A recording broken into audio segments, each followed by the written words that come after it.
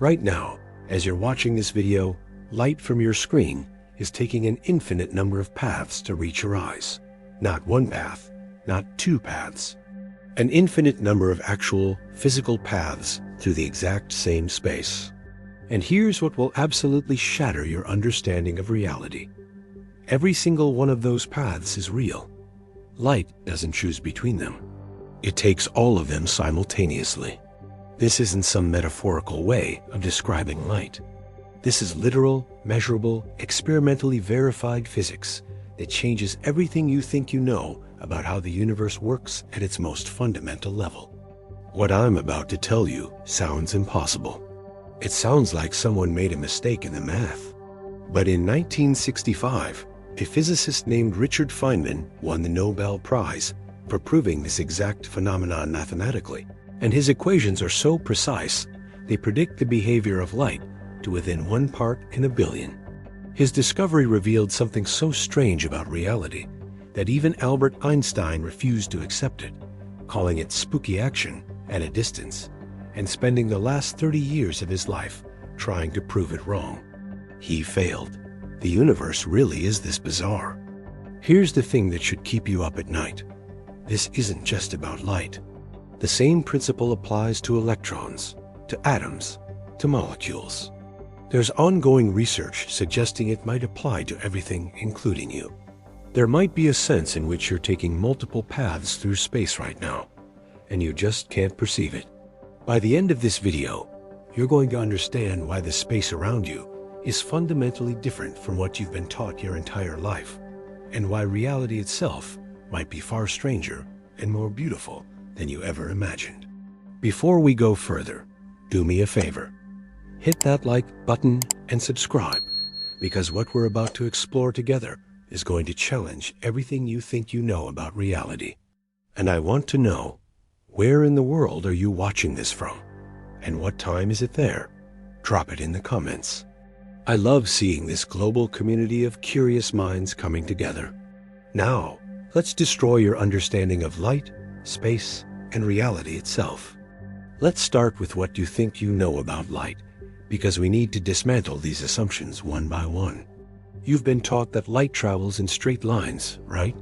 You've seen those diagrams in textbooks showing a ray of light as an arrow going from point A to point B clean. Simple. Logical. That's not wrong exactly, but it's so incomplete that it's almost misleading. It's like describing a symphony by saying it's just vibrations in the air. Technically true, but you're missing the entire essence of what's happening. Here's your first mind-blown moment. When light travels from your phone screen to your eye, it doesn't just take the straight path. It literally explores every possible path through space, including paths that loop up to the ceiling, bounce around the room, spiral in weird curves, and somehow still arrive at your eye at the same moment as the straight path.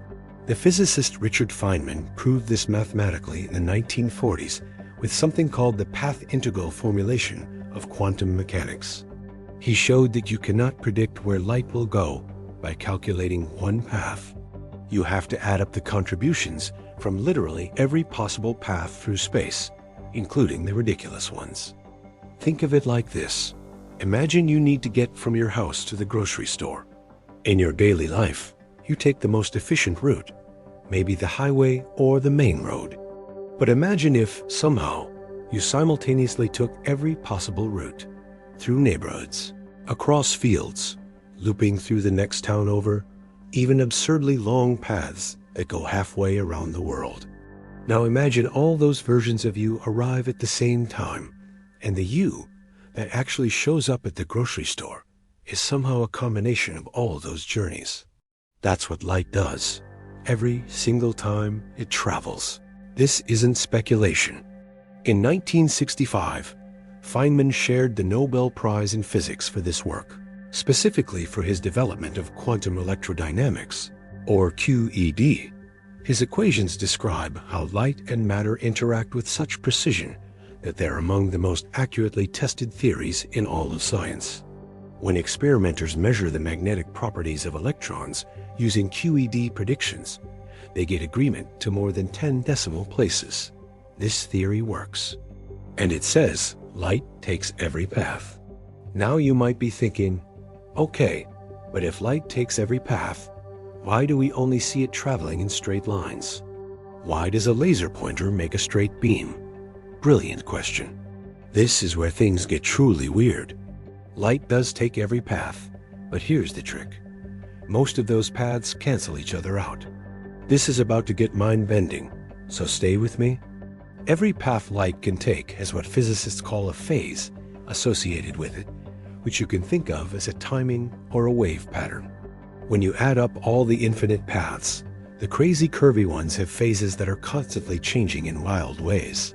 When you try to add them all together, they destructively interfere with each other.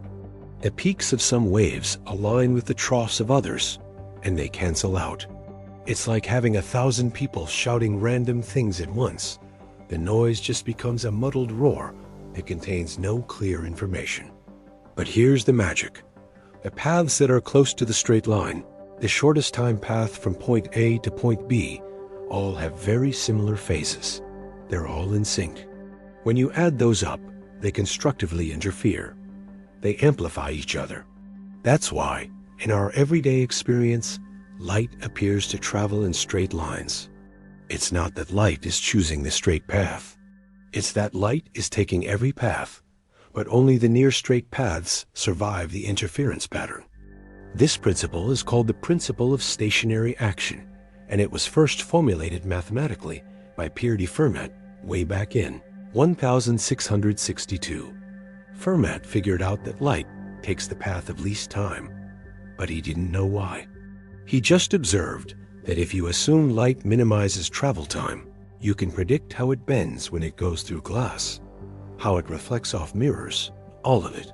But Fermat lived in an era before quantum mechanics, so he thought light was somehow choosing that path. Now we know. Light takes all paths, but nature's math makes the least time path dominate. Here's something that should blow your mind.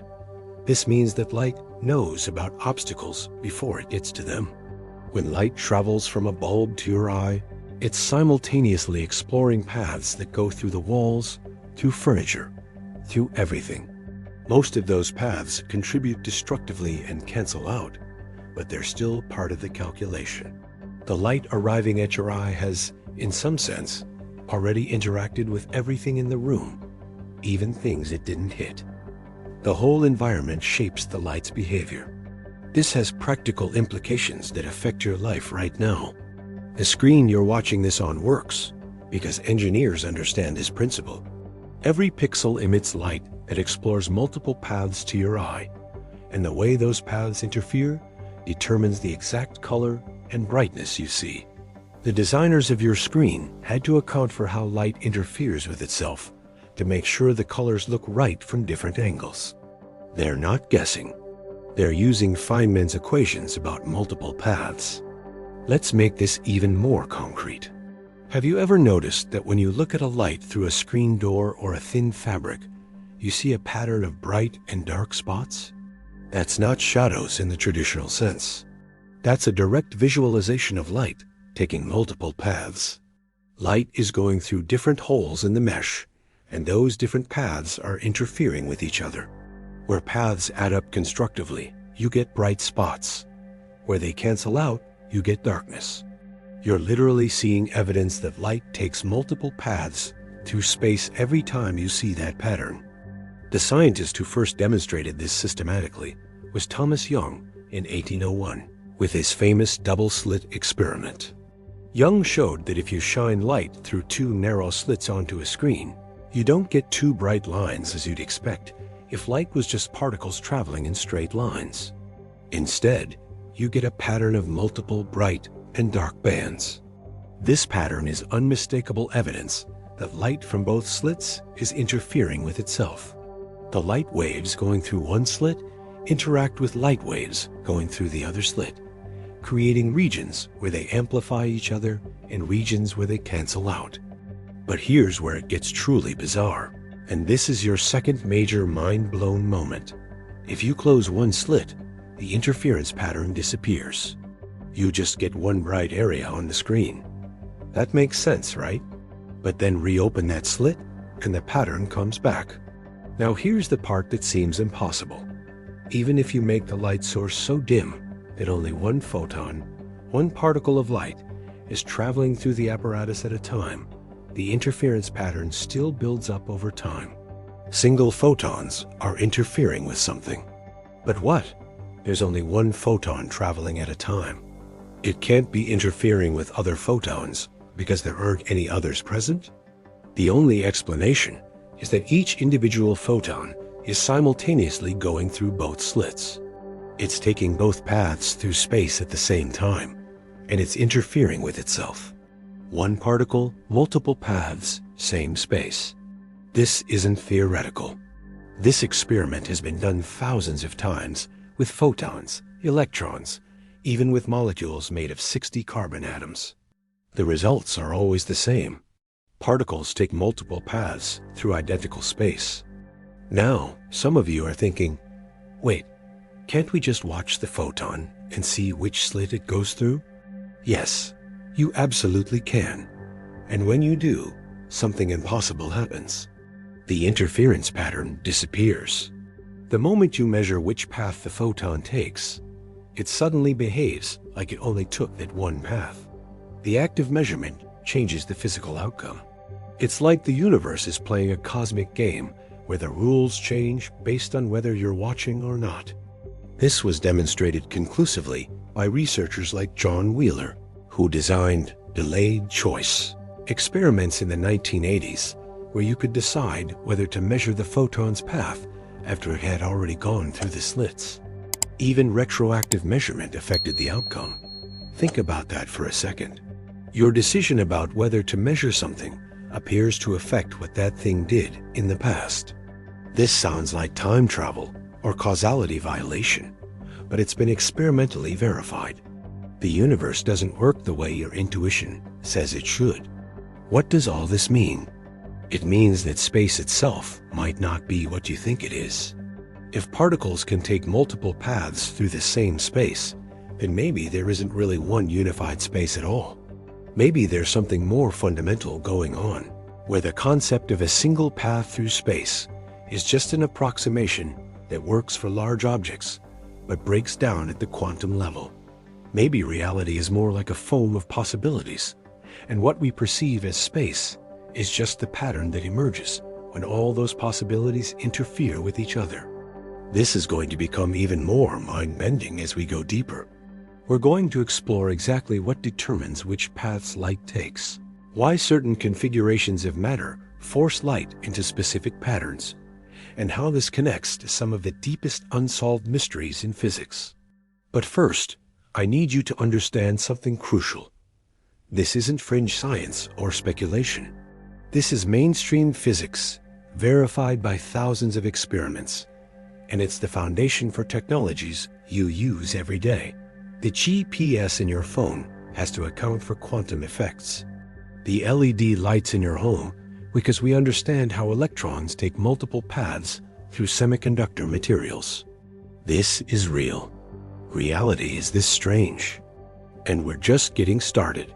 The paths light takes through space connect to questions about the nature of time, the structure of the universe, and whether reality exists independently of observation.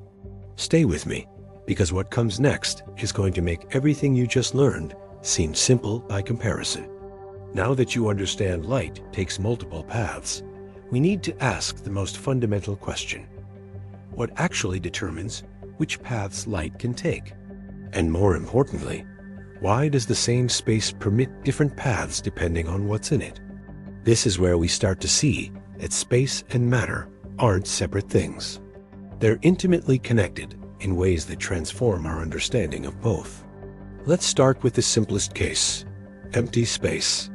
When light travels through a vacuum, through completely empty space with no matter, no fields, nothing at all, it takes all paths, but they interfere in a way that makes the straight line path dominant. We talked about this already, but here's the critical insight. Empty space isn't actually empty. Even a perfect vacuum is seething with quantum activity. This was discovered by Dutch physicist Hendrik Casimir in 1948. Casimir predicted something seemingly impossible. If you take two uncharged metal plates and put them very close together in a perfect vacuum, they'll attract each other, even though there's literally nothing between them pushing or pulling. His equations said that the quantum vacuum itself exerts pressure. In 1997, Steve Lamoureux at the University of Washington finally measured this effect precisely, confirming Casimir's prediction. The plates attract because the empty space between them has fewer quantum fluctuations than the space outside the plates, creating a pressure difference. Think about what this means. Empty space has physical properties. It can push on things. It fluctuates. It's not nothing. It's something, and that something affects how light travels. Even in a vacuum, light is interacting with the quantum structure of space itself. The paths light takes are shaped by these quantum fluctuations, even when there's no matter present. But now let's add matter and watch everything change. When light encounters an atom, something remarkable happens. The light doesn't just bounce off the atom like a ball bouncing off a wall. Instead, the light is absorbed by an electron in the atom. The electron jumps to a higher energy state, and then almost immediately, it drops back down and emits a new photon. The light doesn't pass through the atom. It gets destroyed and recreated. The photon that comes out isn't the same photon that went in. It's a new photon that was created by the atom. This happens every time light interacts with matter.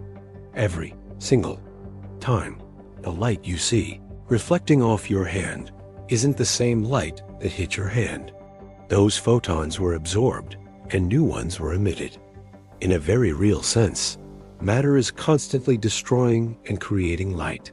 And the light that emerges takes different paths because it's being recreated by atoms in different locations and with different energy states. Here's where it gets fascinating. The way atoms recreate light depends on their quantum state. An atom can be in a superposition of multiple energy states at once. When light interacts with such an atom, the resulting photons reflect that superposition. The light emerges in a superposition of different paths, all at once. The atom's multiple possible states translate directly into the light, taking multiple paths through space. This is why light behaves differently in different materials. In glass, light travels at about 2/3 the speed it travels in vacuum. But here's the thing. The actual photons are still moving at the speed of light. What slows them down is the constant absorption and re-emission by atoms in the glass. Each atom absorbs a photon, holds it briefly as an excited electron state, then re-emits it. Those tiny delays add up, making it seem like light is traveling slower. But it's really taking a much more complicated path involving countless destructions and recreations. Now here's your third major mind-blown moment.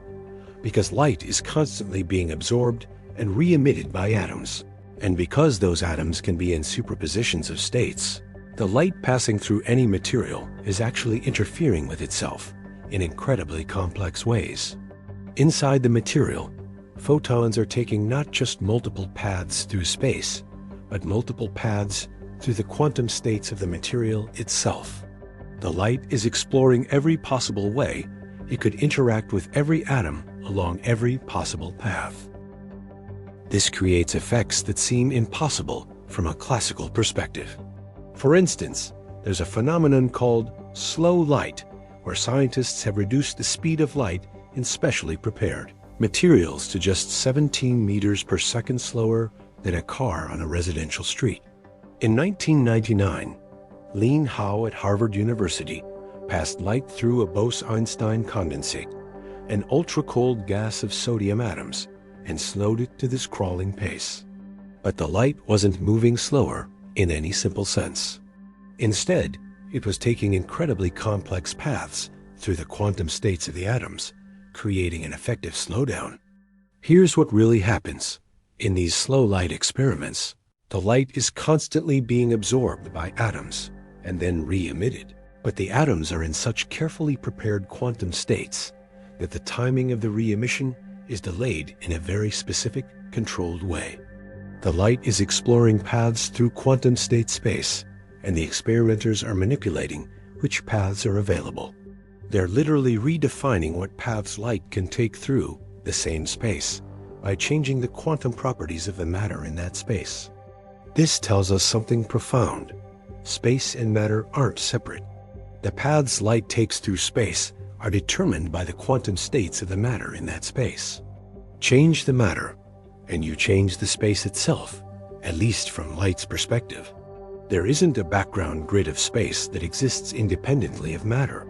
Space is defined by what paths are possible, and matter determines those possibilities.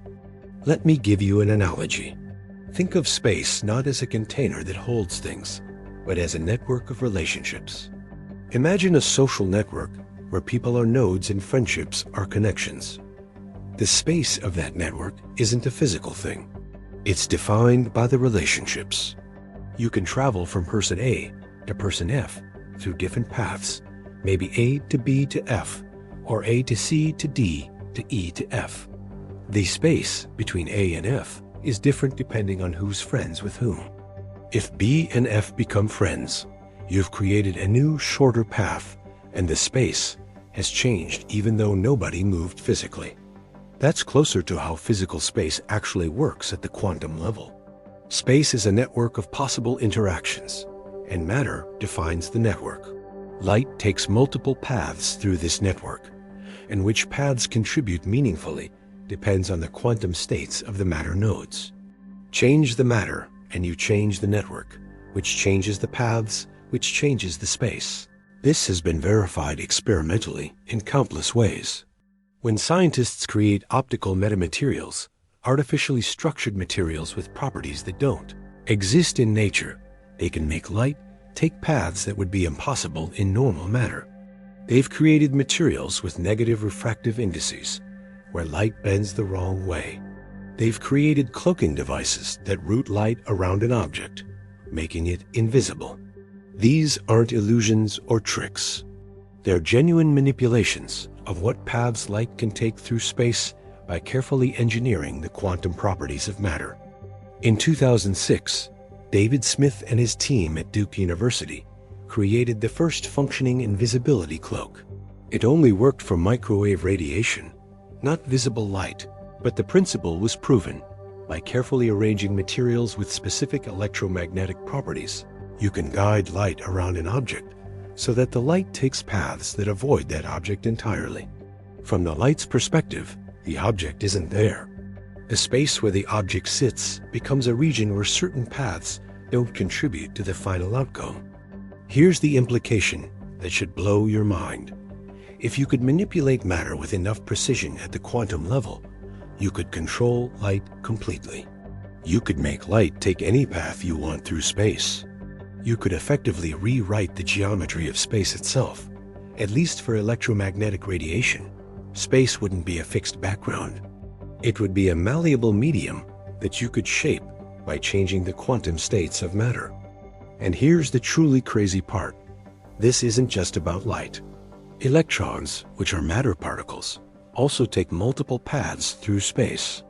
They're governed by the same quantum mechanical principles. Every particle in your body is simultaneously exploring multiple paths through space right now.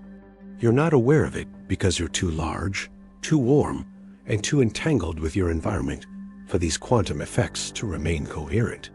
But at the fundamental level, the particles that make you up are doing the same thing light does.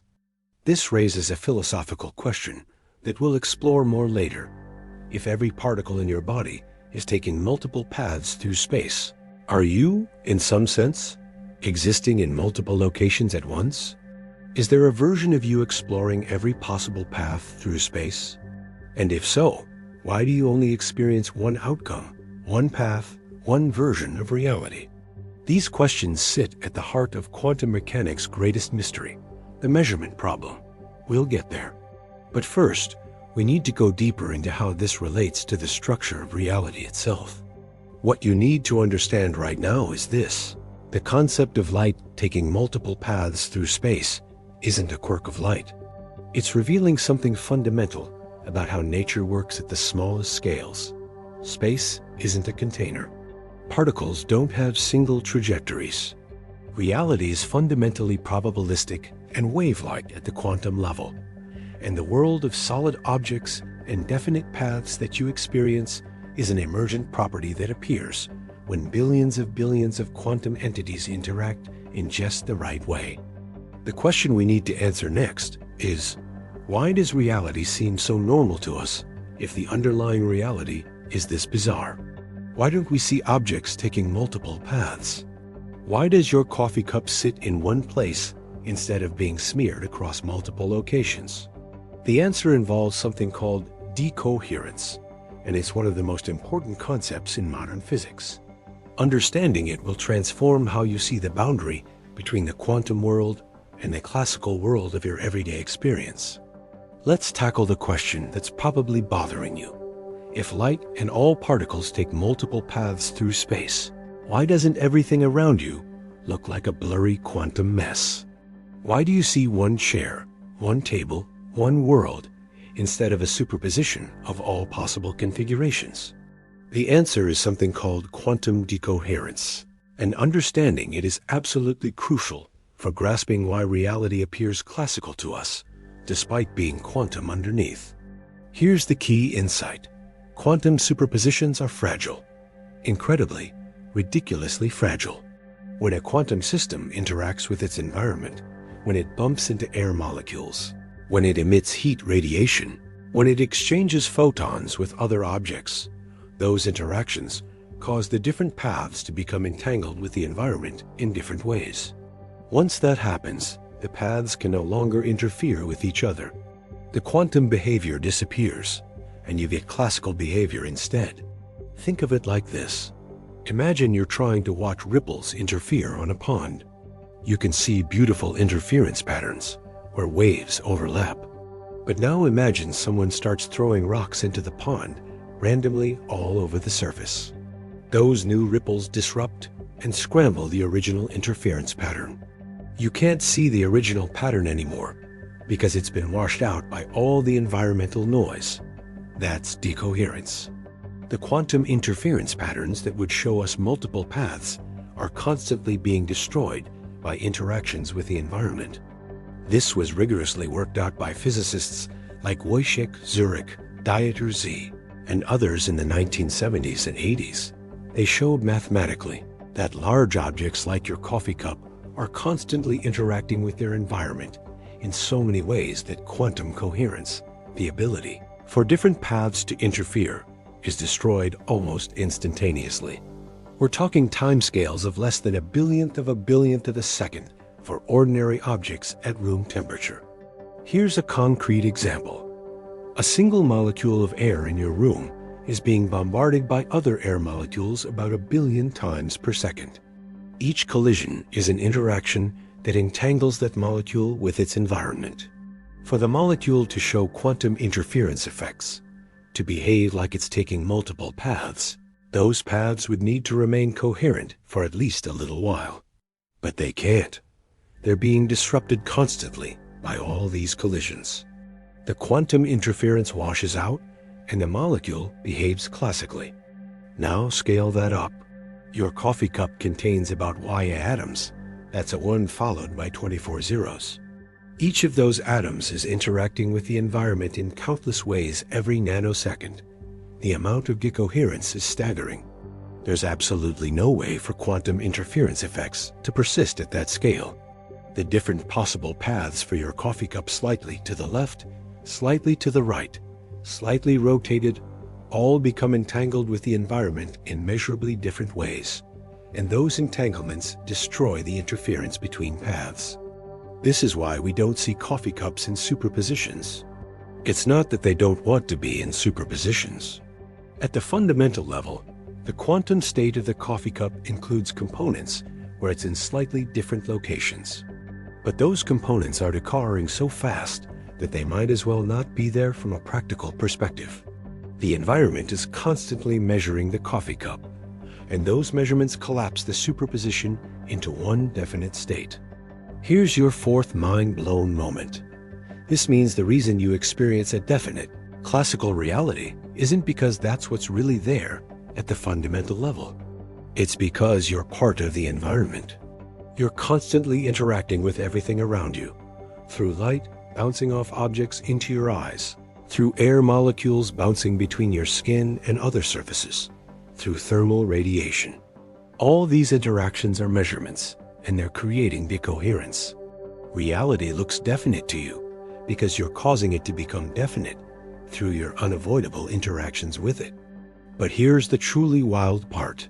In 1998, a team led by Anton Zeilinger at the University of Vienna managed to demonstrate quantum interference with molecules made of 60 carbon atoms buckyballs. They're called because they look like tiny soccer balls. These are big molecules by quantum standards, containing hundreds of electrons, thousands of quantum degrees of freedom. And yet, when the experimenters were very careful to isolate them from the environment, they could see interference patterns. The molecules were taking multiple paths through space and interfering with themselves. This proves that there's no magic size or complexity where things suddenly become classical. Everything is quantum. The appearance of classicality is just about how fast decoherence happens. If you can isolate something well enough from its environment, cool it down, put it in a vacuum, shield it from stray radiation, you can preserve quantum coherence even in surprisingly large systems. In 2019, researchers in Vienna pushed this even further, demonstrating quantum interference with molecules made of 2,000 atoms and weighing 25,000 atomic mass units. These aren't abstract point particles. These are molecules with complex structures, internal vibrations, rotations. And they still showed quantum interference. They took multiple paths through space simultaneously. The only reason you don't see this with everyday objects is decoherence, not any fundamental change in the laws of physics. So here's what this tells us about why light takes different paths through the same space. Light does it because everything does it. All particles, all objects, all configurations of matter are constantly exploring multiple paths through space. The difference is that light, especially individual photons, interacts with the environment much less than massive particles or large objects. A photon traveling through a vacuum doesn't collide with anything, doesn't emit heat, doesn't get entangled with its surroundings. Its quantum coherence can persist for enormous distances.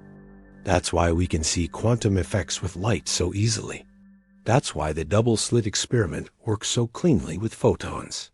It's not that light is special or fundamentally different from matter. It's that light is easy to isolate from environmental decoherence. A photon can maintain quantum coherence across meters, kilometers, even across the solar system in principle. But a dust particle can't maintain coherence for even a millionth of a second in normal conditions. This creates a fascinating spectrum. Individual atoms can show quantum interference if you cool them down and isolate them carefully. This has been done with atoms like rubidium and cesium. Small molecules can show interference under the right conditions. Large molecules can show it if you work really hard to prevent decoherence. And in principle, there's no upper limit. If you could perfectly isolate a coffee cup from its environment, and I mean perfectly, no air molecules, no stray photons, no thermal radiation, no gravitational interactions, nothing, that coffee cup would behave quantum mechanically. It would be in a superposition of states. It would take multiple paths through space. Of course, that's impossible in practice. The better you try to isolate something, the more precisely you have to control its environment. And there's a limit to how precisely you can do that, set by quantum mechanics itself. This is part of the Heisenberg uncertainty principle. The more you try to pin down certain properties of a system, the more uncertain other properties become. Perfect isolation is fundamentally impossible. But here's where it gets philosophically deep. If decoherence is what makes reality appear classical, And decoherence is caused by interaction with the environment. Then the classical world you experience is actually being created by interactions. Without interactions, everything would be quantum. Without measurements, and remember, measurement is just interaction, everything would be in superposition. The solid, definite world around you emerges from interactions between quantum systems. This is related to what's called the relational interpretation of quantum mechanics, developed by Carlo Rovelli and others. In this view, quantum states don't have absolute properties. They only have properties relative to other systems they interact with. The coffee cup doesn't have a definite position in some absolute sense. It has a definite position relative to the table it sits on, relative to the air molecules around it, relative to the light bouncing off it, relative to your eyes observing it. All these relations together create the appearance of a definite classical position. Think about what this means for light taking multiple paths through space. Light takes multiple paths because, from the light's perspective, space isn't definite. Space is a superposition of possibilities. Only when the light interacts with something, a detector, an atom, your eye, does a definite path become actualized. And even then, the actualized path isn't the path the light really took. It's the path that's consistent with that particular interaction in that particular context. This might sound like philosophical wordplay, but it has real consequences. In quantum cryptography, which is already being used for secure communications in some places, the security relies on exactly this principle. You can send information encoded in photons, and any attempt to intercept those photons, any attempt to measure which path they took, inevitably disturbs them in a way that reveals the eavesdropping. The information is secure because measurement changes the quantum state. This is practical technology that works because light takes multiple paths through space until something forces it to take a definite path. Similarly, quantum computers, which companies like IBM, Google, and others are racing to develop, work by preserving quantum coherence across multiple qubits, quantum bits that can be in superpositions of 0 and 1. The computational power of quantum computers comes from the fact that qubits can explore multiple computational paths simultaneously, just like light explores multiple spatial paths. The challenge is preventing decoherence for long enough to perform useful calculations. Every quantum computer is a battle against environmental decoherence, trying to collapse the superposition.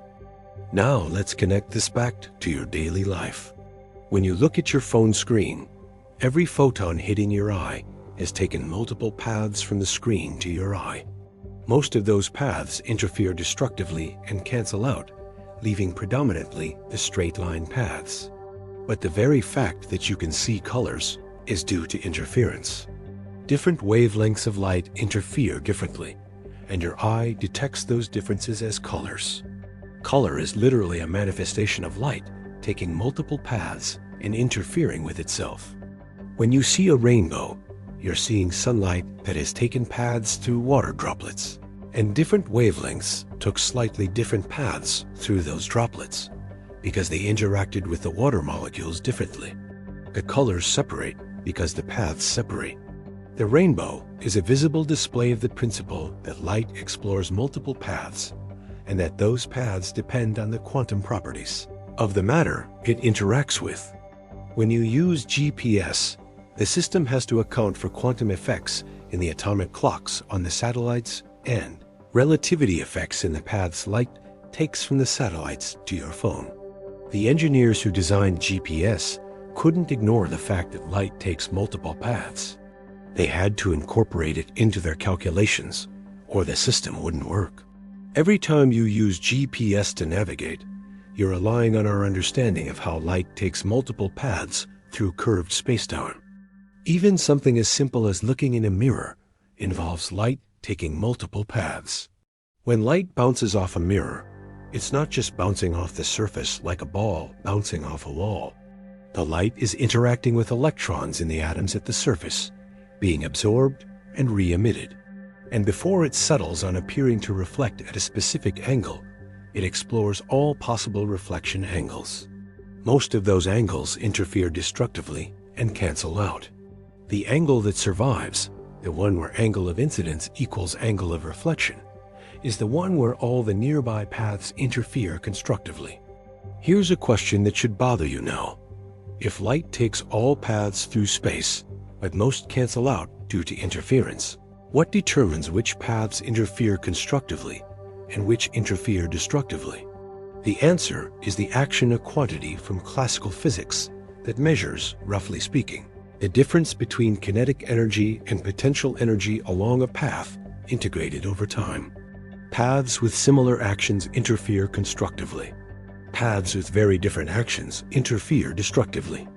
This is the principle of stationary action that we mentioned earlier.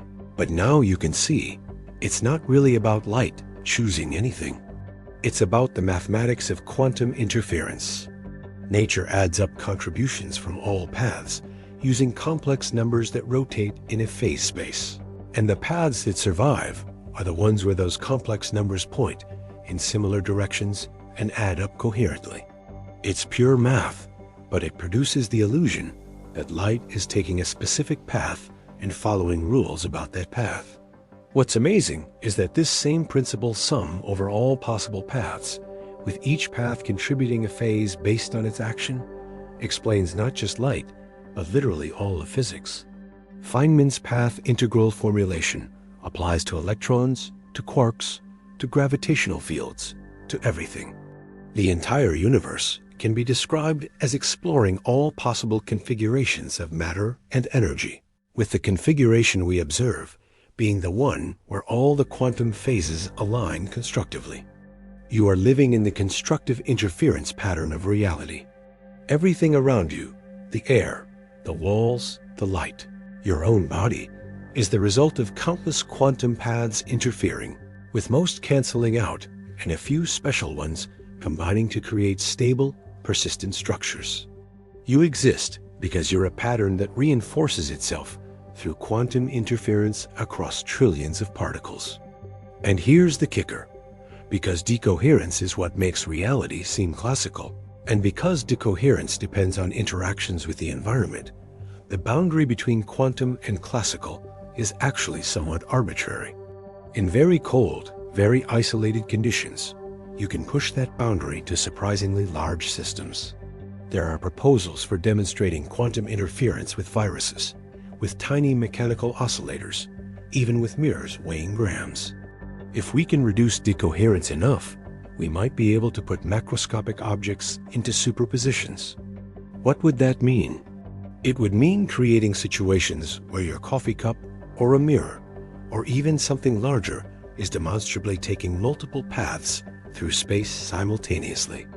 Not in some abstract theoretical sense, but in a way that produces measurable interference effects.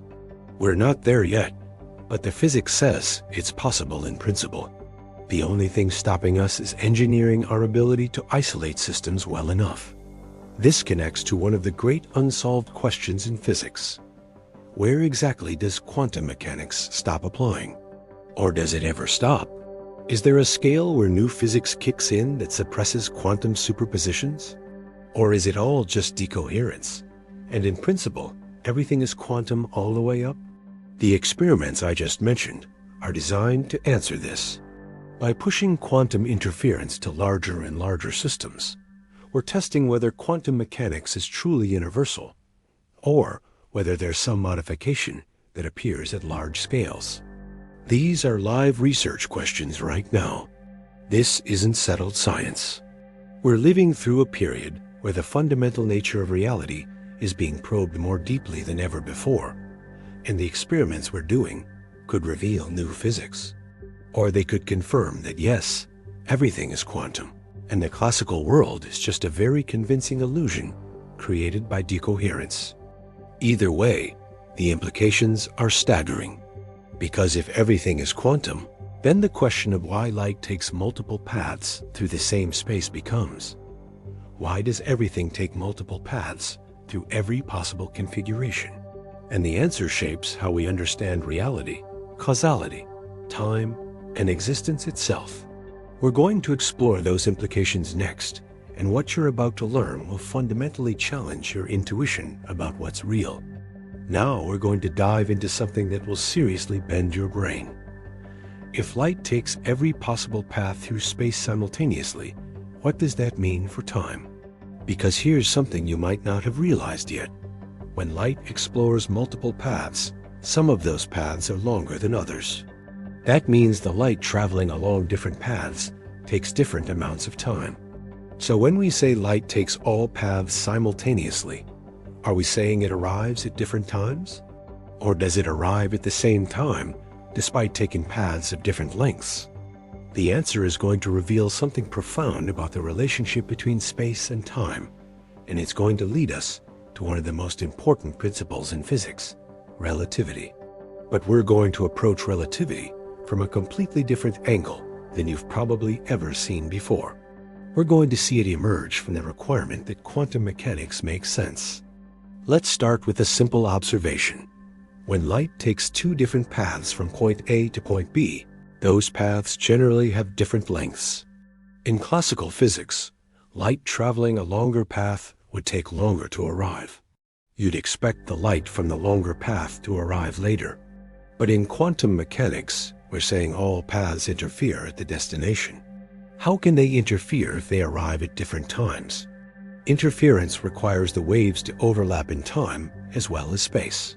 Here's the resolution, and it's beautiful. The speed of light is constant. This is not just an experimental fact, it's a deep principle built into the structure of spacetime itself. Because light always travels at the same speed in a given medium, the phase that accumulates along a path is directly proportional to the path length. A path that's twice as long accumulates twice as much phase. When you add up all the path contributions using complex numbers rotated by these phases, the mathematics automatically accounts for the different path lengths. But here's where it gets weird. The time along each path isn't what you think it is. In relativity, time and space are not separate. They're components of a four-dimensional spacetime. A path through space is actually a path through spacetime.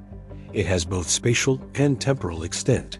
When light takes multiple paths through space, it's really taking multiple paths through spacetime. And those paths have different relationships between their spatial and temporal components. This was Einstein's great insight in 1905 with special relativity.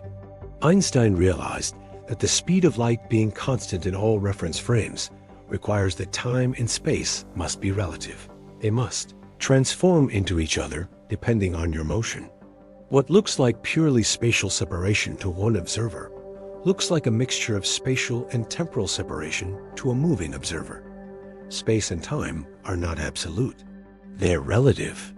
Now here's how this connects to quantum mechanics and multiple paths. In relativistic quantum field theory, which combines quantum mechanics with special relativity, particles don't just take multiple paths through space. They take multiple paths through spacetime. A photon doesn't just explore different routes from your phone to your eye, it explores different ways of subdividing that journey into spatial and temporal components. Think about what this means. From your perspective, watching a photon travel, it seems to take some time to get from the phone to your eye. But from the photon's perspective, if we could somehow ride along with it, no time passes at all. At the speed of light, time dilation is infinite. The photon's clock doesn't tick. From the photon's perspective, it is emitted and absorbed at the same instant, with no temporal duration in between. So which perspective is right? Both. Neither. The point is that time is not absolute. The temporal extent of the photon's journey depends on who's measuring it. And when we do the quantum calculation of summing over all paths, we have to sum over all possible ways of assigning spatial and temporal coordinates to the path. The photon is simultaneously taking paths that, from different perspectives, have different combinations of spatial length and temporal duration. This is your fifth major mind-blown moment. The reason light takes multiple paths through space is intimately connected to the relativity of time. You cannot have one without the other. If time were absolute, quantum mechanics wouldn't work. If space were absolute, relativity wouldn't work. The fact that both quantum mechanics and relativity are correct means that reality must allow multiple paths through spacetime with context-dependent relationships between space and time along those paths. This was worked out fully by Richard Feynman, Julian Schwinger, and Shinichiro Tominaga in the 1940s, and they shared the 1965 Nobel Prize for developing quantum electrodynamics, QED, which is the relativistic quantum theory of light and matter. Their theory shows that when you account for both quantum mechanics and relativity, particles don't just explore multiple spatial paths, they explore multiple histories through spacetime, including histories where they move backward in time briefly before moving forward again. Wait, what? Yes, in QED, the math includes contributions from paths where particles briefly move backward in time. These are usually interpreted as antiparticles moving forward in time, but mathematically, they're time-reversed paths. A photon can, in the quantum calculation, split into a virtual electron-positron pair that exists briefly, borrowing energy from the quantum vacuum before annihilating back into a photon. During that brief existence, the positron is mathematically equivalent to an electron moving backward in time. This sounds insane, but it makes precise, testable predictions. The vacuum fluctuations that produce these virtual particle-antiparticle pairs affect how light propagates.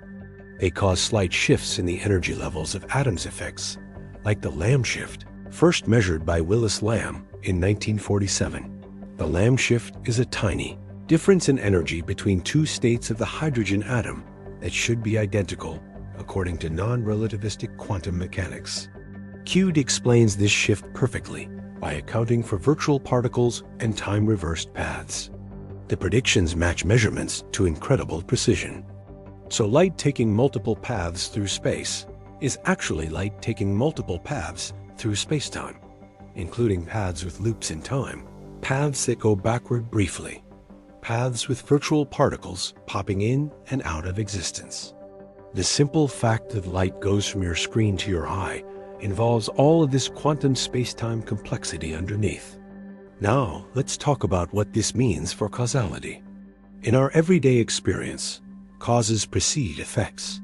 You flip a switch, then the light turns on. You drop a cup, then it hits the floor, past to future.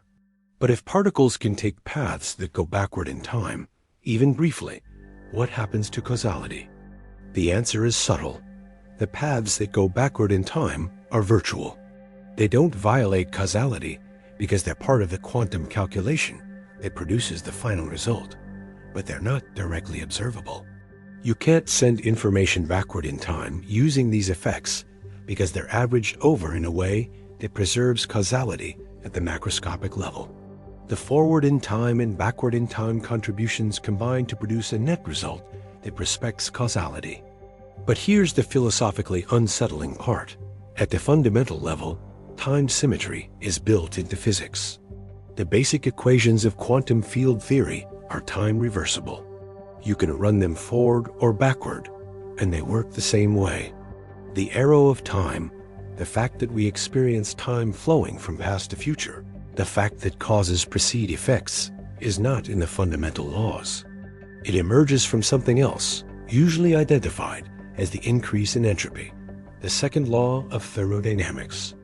This means that the multiple paths light takes through spacetime include paths going both directions in time, and only when you sum over all of them do you get the emergent arrow of time that matches our experience. Time's arrow is a statistical phenomenon, not a fundamental one. At the level of individual photons and particles, time doesn't have an inherent direction. Let me give you an analogy. Imagine you're watching a movie of billiard balls colliding on a table. If I show you a short clip of just two balls colliding, you can't tell if I'm playing it forward or backward. The physics looks the same either way. But if I show you a longer clip where many balls collide, and eventually all scatter and slow down due to friction, you can definitely tell which direction is forward. The balls won't spontaneously gather together and speed up. That's entropy in action, giving time an arrow. Similarly, at the level of individual quantum events, a photon being absorbed, and electron jumping energy states, there's no inherent arrow of time. The processes are time reversible. But when you have huge numbers of particles interacting, statistical mechanics takes over, entropy increases, and time acquires a direction. The light taking multiple paths through spacetime experiences no inherent temporal direction at the quantum level. The directionality emerges from the macroscopic context. This connects to something called the Wheeler-Feynman absorber theory, developed by John Wheeler and Richard Feynman in the 1940s. They proposed that electromagnetic fields propagating forward and backward in time both exist, and what we observe is a mixture of both that happens to look like a field propagating forward in time because of how matter absorbs radiation. In their theory, light taking multiple paths includes paths going both forward and backward in time. And the reason we only see forward-moving light is because of the statistical properties of matter in the universe. The theory didn't catch on as widely as QED, but it illustrates an important point. The fact that light takes multiple paths forces us to reconsider basic assumptions about time. Time isn't a simple forward-flowing parameter. It's a dimension of spacetime that's intimately mixed with space, and quantum particles explore it just as they explore space by taking all possible paths and interfering. Now, here's where this gets personal. You are made of particles that are taking multiple paths through spacetime. The electrons in your brain right now, as you process this information, are not following single definite trajectories. They're in superpositions of paths, including quantum fluctuations that briefly involve time-reversed components. Your thoughts emerge from the collective behavior of these quantum events. Does this mean you're somehow experiencing multiple timelines? Not in any simple sense, because decoherence collapses these superpositions almost immediately at the warm, wet, noisy scale of a brain. But it does mean that the substrate of your consciousness is quantum events exploring spacetime in ways that don't respect a single, definite arrow of time at the microscopic level. Some physicists and philosophers have speculated that quantum effects might be important for consciousness. Roger Penrose and Stuart Hameroff have proposed that quantum coherence in microtubules in neurons might play a role in how consciousness works. This is highly controversial and not widely accepted, but the basic point is valid. Your brain is made of quantum stuff, and if we're claiming quantum mechanics applies to everything, it must apply to neurons too. Whether quantum effects are relevant to consciousness is debatable and unknown. But what's not debatable is that the particles making up your neurons are obeying quantum mechanics, taking multiple paths, existing in superpositions until decoherence kicks in. Your brain's functioning emerges from this quantum substrate, even if the emergent properties don't depend sensitively on quantum effects. Here's another implication.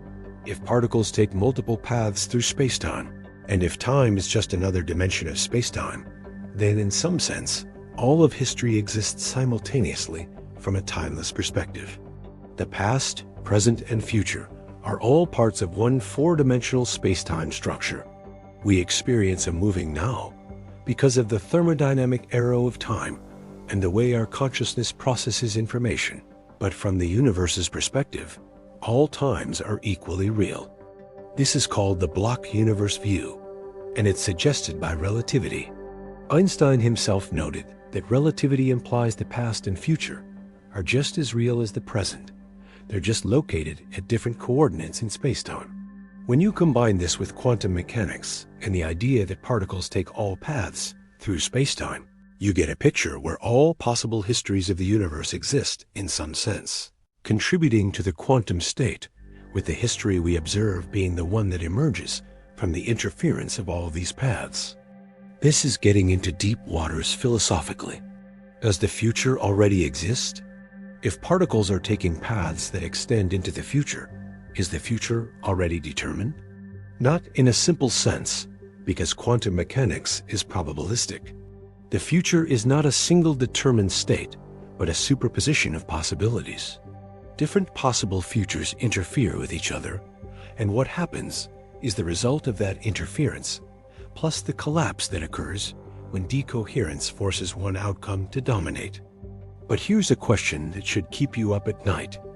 When you make a choice, when you decide to click on this video, or to keep watching, are you choosing which path through space-time you take?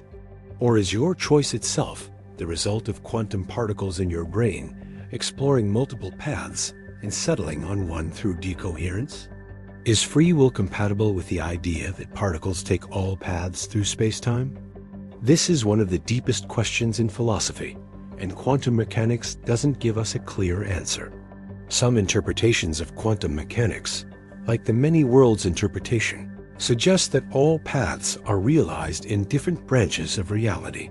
In that view, you don't choose one path. All versions of you that are consistent with quantum mechanics exist, each following a different path.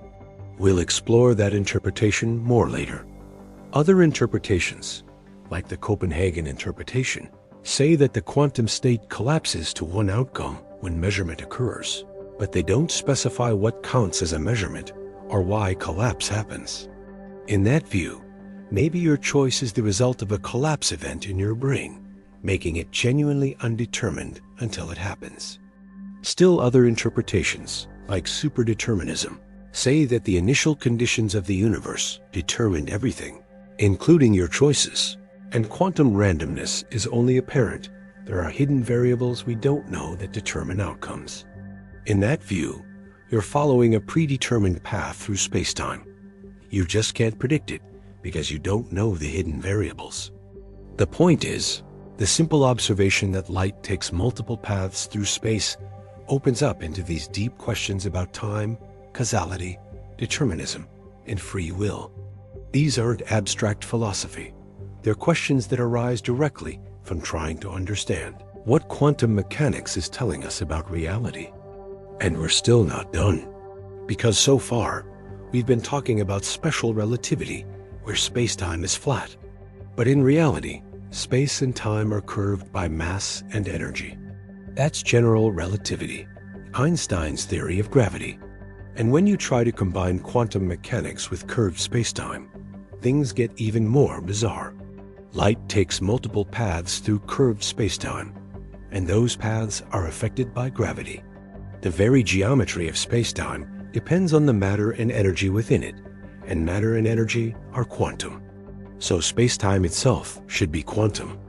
This is where we're heading next. The quantum nature of space-time itself, how gravity affects the paths light takes, and why trying to combine quantum mechanics with general relativity leads to one of the greatest unsolved problems in physics. What you're about to learn is at the cutting edge of current research, where our understanding is incomplete, but the implications are staggering. Let's talk about gravity, and let me blow your mind immediately. Gravity isn't a force in the way you think. It's not something pulling you down. It's the curvature of space-time itself.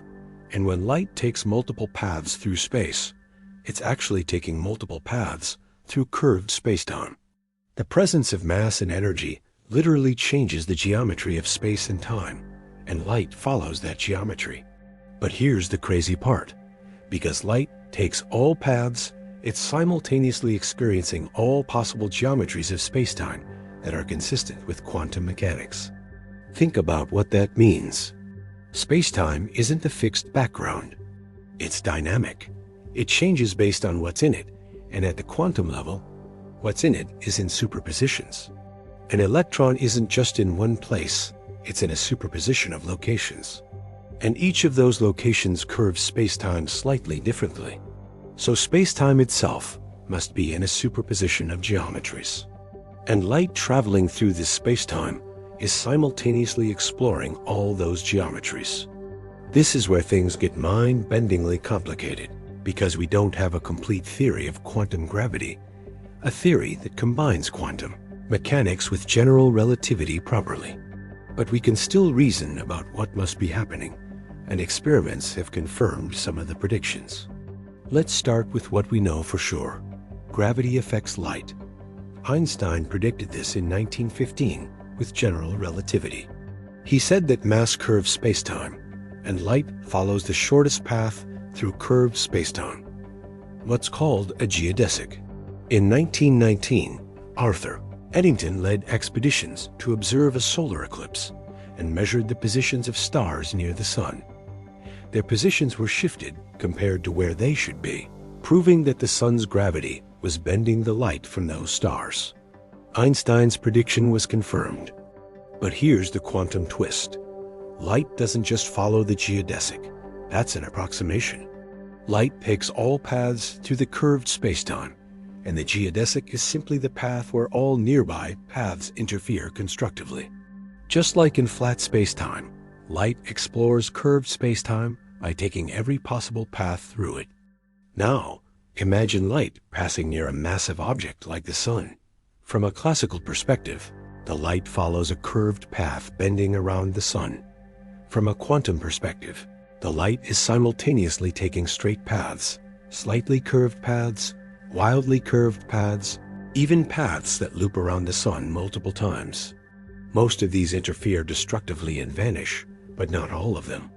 The sum of all these paths produces the observed bending. In fact, there are quantum corrections to Einstein's predictions. General relativity predicts a specific amount of bending, but when you do the full quantum calculation, accounting for virtual particles and quantum fluctuations of the electromagnetic field, you get tiny additional corrections. These are incredibly small and haven't been measured directly yet, but they're predicted by the theory, and they arise from light taking quantum paths through curved spacetime that don't exist in the classical theory. Here's something even wilder: black holes. A black hole is a region of spacetime so curved that not even light can escape from inside the event horizon. From a classical general relativity perspective, once light crosses the event horizon, all paths lead inward to the singularity. The curvature is so extreme that the direction toward the singularity becomes time-like. It's as inevitable as the future. But what does this mean quantum mechanically? If light takes all paths, does light near a black hole take paths that cross the event horizon and paths that don't, simultaneously? And if so, what determines which outcome we observe?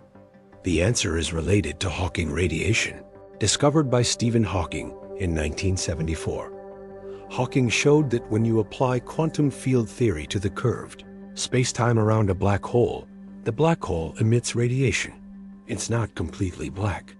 This happens because of quantum fluctuations near the event horizon.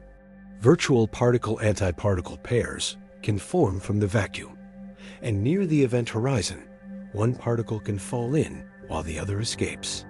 The escaping particle is real radiation, and it carries energy away from the black hole. From the path integral perspective, what's happening is that quantum fields are exploring all possible configurations near the event horizon, including configurations where particles tunnel out of the black hole region.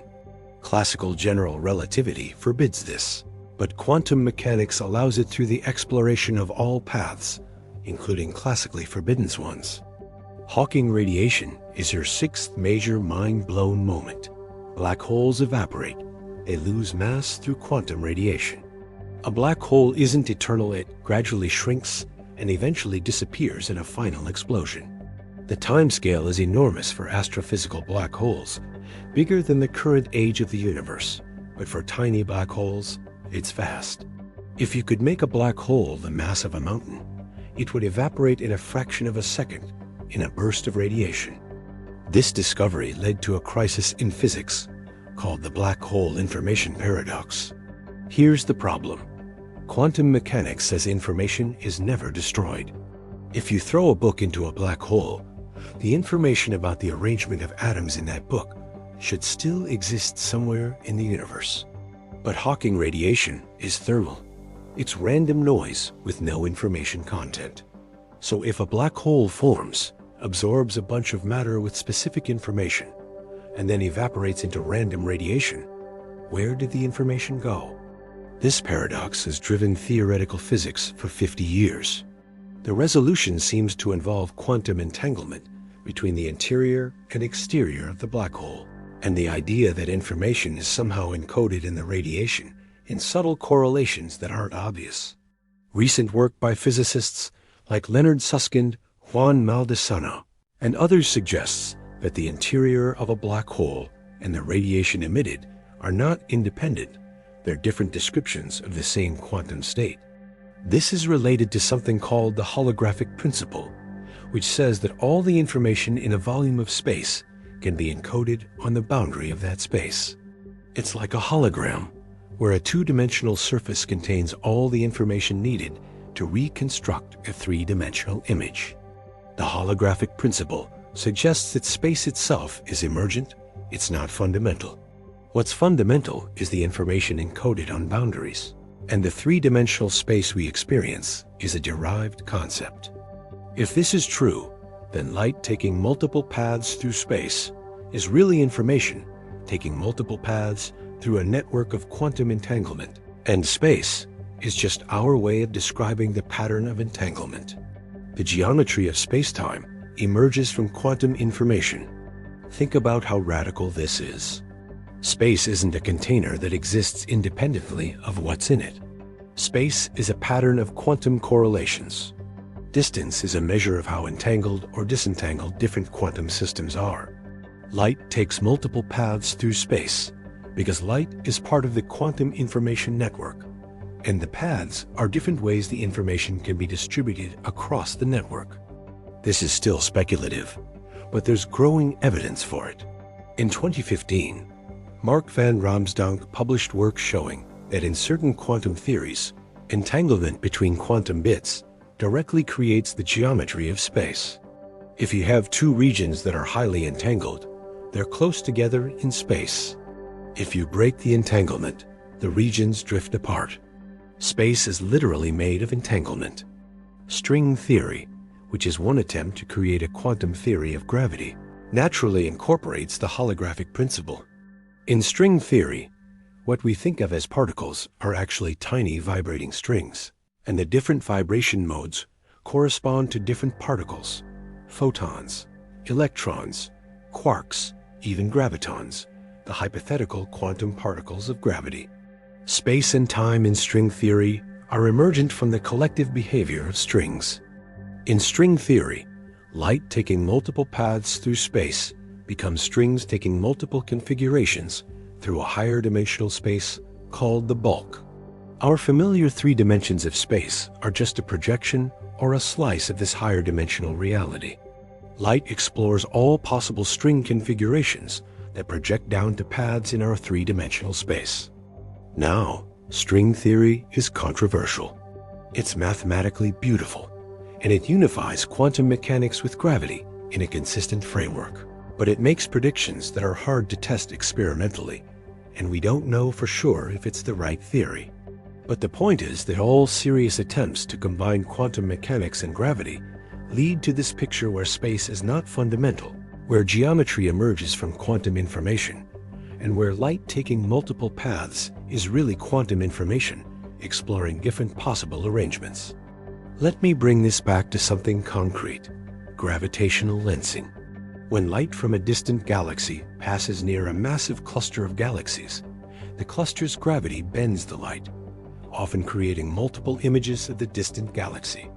You see the same galaxy in several different positions on the sky because light has taken several different macroscopic paths around the cluster.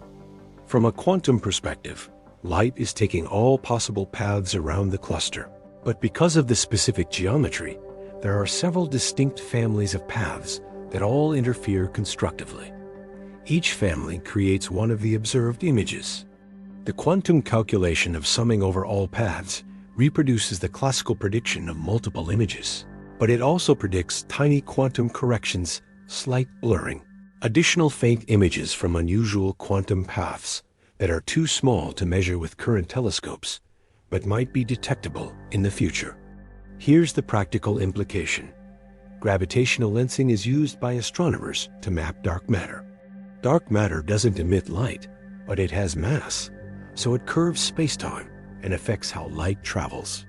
By studying how light from distant galaxies is bent and distorted, astronomers can infer where dark matter is. The entire field of gravitational lensing relies on understanding how light takes paths through curved spacetime. And dark matter is one of the great mysteries. We know it exists because of its gravitational effects, but we don't know what it is.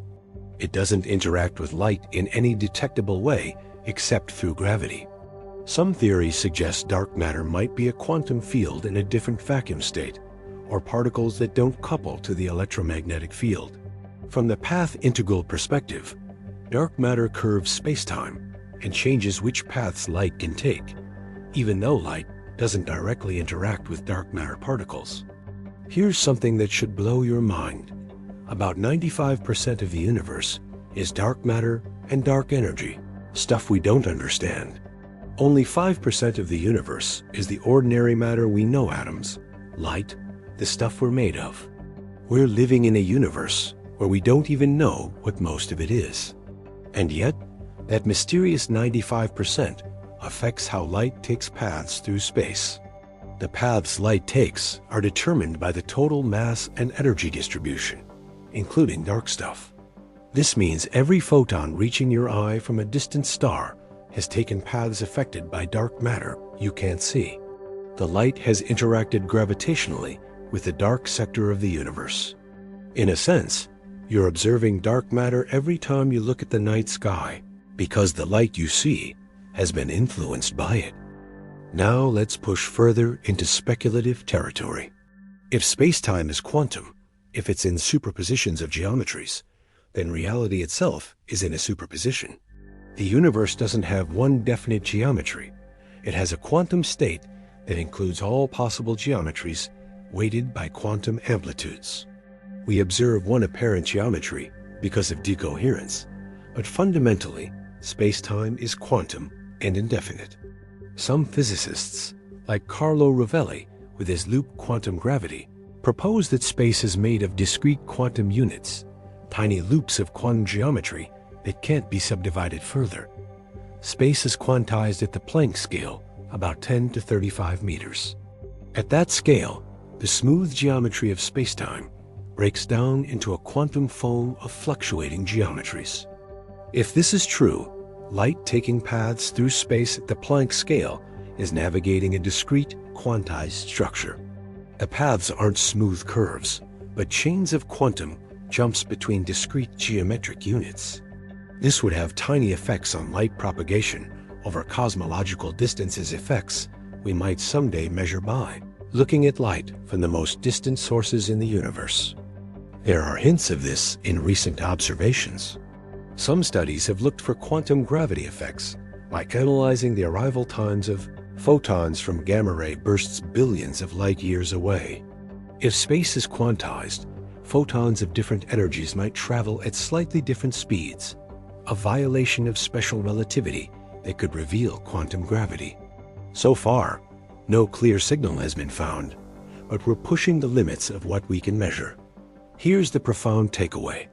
The question, why does light take different paths through the same space, is forcing us to reconceptualize what space is. Space is not a fixed container. It's not a stage where events happen. It's an emergent property of quantum information and entanglement. Light takes multiple paths because it's exploring the quantum structure of space-time itself. And that structure is not definite until interactions and measurements force it to become definite through decoherence. You're sitting in a room right now that you think of as a defined space with walls, air, objects. But at the fundamental level, that space is a pattern of quantum correlations between fields, and light traveling through it is interfering with itself across all possible configurations of those correlations. The space you're in is less like a container and more like a consensus reality that emerges from countless quantum interactions. And here's the truly humbling part. We don't fully understand this yet. The question of how to combine quantum mechanics and gravity properly is one of the deepest unsolved problems in physics. We have pieces of the answer: Hawking radiation, the holographic principle, hints from string theory, and loop quantum gravity, but we don't have the complete picture. The ultimate nature of space and time is still a mystery. What we do know is that light taking multiple paths through space is not an oddity. It's a window into the quantum nature of reality itself. And by studying how light behaves, we're probing the structure of the universe at its most fundamental level. Every experiment with light is an experiment about the nature of space, time, and existence. And we're about to go even deeper, because there's one more element we haven't fully addressed: observation. What happens when you observe which path light takes? Why does observation seem to change the outcome? This is the measurement problem, and it's the most profound and controversial aspect of quantum mechanics. Understanding it will challenge everything you think you know about reality and your place in it. It's time to confront the most disturbing aspect of quantum mechanics: the measurement problem. We've talked about light taking multiple paths simultaneously, about superpositions and interference, about decoherence making things appear classical. But there's one thing we've danced around that we need to face directly. What the hell does observation have to do with any of this? Why does it matter whether you're watching? Here's the basic fact that's bothered physicists for 100 years. When you don't observe which path a particle takes, it behaves like it took all paths. You get interference. When you do observe which path it takes, the interference disappears, and it behaves like it took one definite path. The act of observation changes the physical outcome of the experiment. Not because you're disturbing the system with clumsy measuring devices. The change happens even with the most gentle, non-disturbing measurements possible. It's fundamental. Let me give you the classic example again, but this time we're going to dig into what it really means. The double-slit experiment. Light goes through two slits and hits a screen. You get an interference pattern proof that light took both paths. But now you add a detector at the slits that records which slit each photon goes through. You don't block the photons. You don't touch them. You just record information about which path they took. And the interference pattern vanishes completely. You get two bright bands instead of the interference pattern. Change the situation slightly. Record the information, but then erase it before looking at it. Don't let the information about which path become part of the macroscopic world. When you do this, the interference pattern comes back. The photons knew whether the information was erased or not, and they behaved differently accordingly. This is called the quantum eraser experiment, first performed by Marlon Scully and colleagues in 1982, and refined many times since. Here's your seventh mind-blown moment. Whether you get interference or not depends on whether path information exists in principle, not whether you personally looked at it.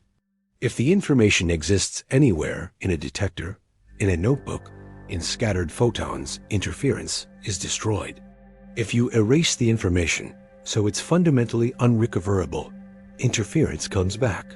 It's like the universe keeps track of what's knowable and adjusts reality accordingly. This sounds mystical, like consciousness is creating reality, and some people interpret it that way. But that's not quite right. Let me give you a better way to think about it. Interference happens when different paths are quantum mechanically indistinguishable. If there's any way, even in principle, to tell which path was taken, the paths are distinguishable and don't interfere. If there's no way to tell, they interfere. Distinguishable means the quantum states associated with different paths are orthogonal. They don't overlap in the quantum state space. When a photon goes through slit A, and you detect it, the quantum state of the universe includes photon went through A. Detector recorded A. When a photon goes through slit B, the state includes photon went through B. Detector recorded B. These two states of the universe are different and distinguishable. They can't interfere. But if you erase the detector information, the universe ends up in states like photon went through A or B. Detector has no record. Now the states are indistinguishable again, and they can interfere. The quantum state of the universe has to include the measuring device, the environment, everything that could potentially carry information about which path was taken. This is called quantum entanglement, and it's absolutely central to understanding measurement. When a photon interacts with a detector, they become entangled. The photon state of path A is correlated with the detector state of reads A, and the photon state of path B is correlated with the detector state of reads B. Because of this entanglement, you can't talk about the photon state independently of the detector state. They're one combined quantum system. And here's the thing, this entanglement spreads. The detector is made of atoms that jiggle and emit heat radiation. That radiation carries information into the environment.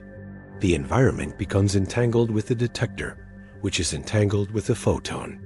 Very quickly, stupendously quickly for macroscopic objects, the information about which path was taken gets spread across billions of degrees of freedom in the environment. That's decoherence again, and it's why we don't see quantum effects for everyday objects. But notice what's happened. We still haven't said anything about consciousness or human observers. The measurement is just entanglement with the environment. The information about which path was taken becomes encoded in the environment, and that makes the paths distinguishable, killing interference. No conscious observer needed, just physical entanglement. So why do physics textbooks talk about observation and measurement as though humans are special? Mostly historical reasons. The early quantum mechanics pioneers, like Niels Bohr and Werner Heisenberg, emphasized the role of the observer because they were thinking about experiments where a human looks at a detector and records a result. They phrased things in terms of measurement, causing collapse of the wave function. But modern understanding, especially since the development of decoherence theory in the 1970s and 80s, makes it clear that there's nothing special about consciousness. Entanglement with any environment causes the same effect. Still, there's a deep puzzle remaining. What determines which outcome you see? When a photon is in a superposition of paths A and B, and it interacts with a detector, the combined system goes into a superposition of path A, detector reads A, and path B, detector reads B. Both outcomes exist in the quantum state. But when you look at the detector, you only see one answer.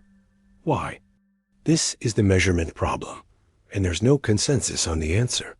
There are several interpretations of quantum mechanics that deal with this differently. Let me walk you through the main ones, because they have radically different implications for the nature of reality. The Copenhagen interpretation, which was the standard for decades, says that the act of measurement causes the wave function to collapse. The superposition of outcomes suddenly becomes one definite outcome. But Copenhagen doesn't explain what counts as a measurement or how collapse happens. It's more of a prescription for calculating results than an explanation of what's really going on. Most physicists have moved away from Copenhagen because it's unsatisfying and ill-defined. The many worlds interpretation, proposed by Hugh Everett in 1957, says there is no collapse. The wave function never collapses. When a measurement happens and the quantum state splits into multiple outcomes, all outcomes are realized, but in different branches of the universe. When you measure which slit the photon went through, the universe splits into one branch where you saw A and another branch where you saw B. Both versions of you exist in different branches of reality. In many worlds, light taking multiple paths is absolutely literal. Every possible path is realized in some branch of the multiverse. You only see one path because you're in one branch, but other versions of you in other branches see different paths.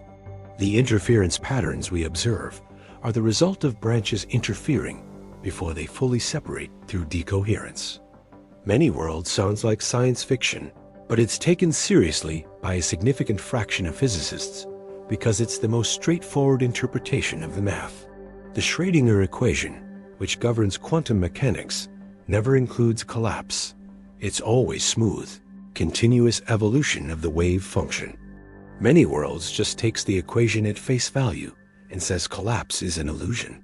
What looks like collapse is really just you becoming entangled with one outcome, while other versions of you become entangled with other outcomes. The philosophical implication is staggering. Every possible history of the universe is realized. Every quantum event that could go multiple ways does go multiple ways in different branches. There are branches where you clicked on this video and branches where you didn't. Branches where you exist and branches where you never existed. The number of branches is unimaginably vast, increasing exponentially with every quantum event everywhere in the universe. Does this mean you have no free will? Not necessarily. Even in many worlds, you make choices, and those choices determine which branch you end up in. You can't access the other branches or communicate with the other versions of you. So from your perspective, you made one choice and experienced one outcome. The existence of other branches doesn't diminish the reality of your experience.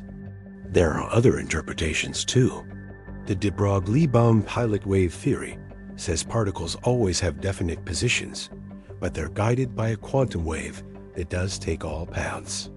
The wave is real and physical, and it pushes particles around, but the particles themselves only take one path.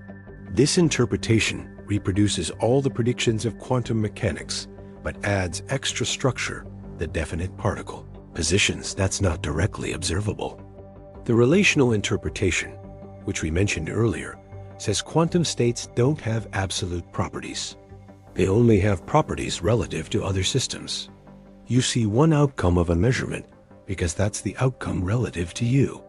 But relative to another observer who hasn't yet interacted with you, you might still be in superposition. Reality is fundamentally relational. There's no absolute, observer-independent state of affairs.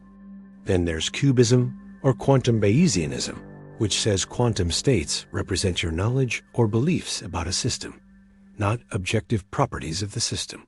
When you measure something and see one outcome, you're updating your beliefs. The collapse is in your knowledge, not in the physical world. This interpretation is controversial because it seems to make quantum mechanics subjective, but its proponents argue it resolves many paradoxes. The point is, we don't know which interpretation is correct. They all reproduce the same experimental predictions, so you can't distinguish them by experiment alone. You have to decide based on philosophical preferences about what seems most reasonable or elegant or ontologically minimal. Physicists disagree, sometimes vehemently, about which interpretation to prefer. But here's what all interpretations agree on. However you slice it, reality at the quantum level is not the way it appears to be at the macroscopic level. Either the universe is constantly splitting into countless branches, many worlds, or there's faster-than-light influence from a pilot wave, de Broglie-Baum, or reality is relative and observer-dependent, relational, or quantum states are about knowledge rather than objective reality, cubism. There's no interpretation of quantum mechanics that lets you keep a classical intuitive picture of reality intact. And light taking multiple paths through space is at the heart of this. The double-slit experiment, which demonstrates multiple paths interfering, is also the experiment that most starkly presents the measurement problem.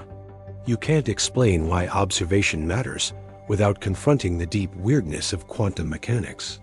Here's the eighth and possibly most profound mind-blown moment. You are an observer, made of quantum particles, living in a quantum universe. Your observations of the world around you are quantum measurements. When light from this screen enters your eyes, it's a quantum measurement process. Photons become entangled with molecules in your retina, which become entangled with neurons, which become entangled with the broader environment.